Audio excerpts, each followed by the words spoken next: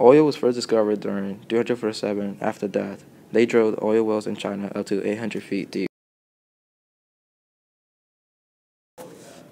Different types of motor oil, like synthetic motor oil and conventional motor oil, delivering better fuel economy and more power than a naturally aspirated engine of the same size.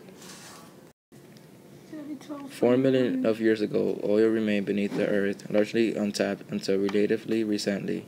For thousands of years, humans utilized oil as lubricant, adhesive, and many more purposes. Around 1859, they used oil as medicine, cure frostbite during wintertime, and make their canoes waterproof and more protective.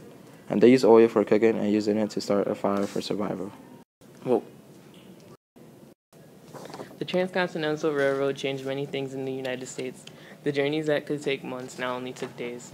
The railroad stimulated economic growth because of the requirements to build them, like coal, wood, rubber, glass, steel, and brass. Ahead of the schedule and under the budget, Union Pacific and Central Pacific workers laid down nearly 2,000 miles of track and finished by 1869. These new railroads rapidly changed daily lives in the United States. Following the construction of the railroads were years of rapid growth and expansion for the United States. Railroads are America's first big business, and they devised new techniques for management. The transportation revolution opened up new markets for farmers, industrialists, and bankers who could now bring cotton crops into the Mississippi River Valley, wheat in the Midwest, and manufactured goods to upstate New York into a global market based on credit.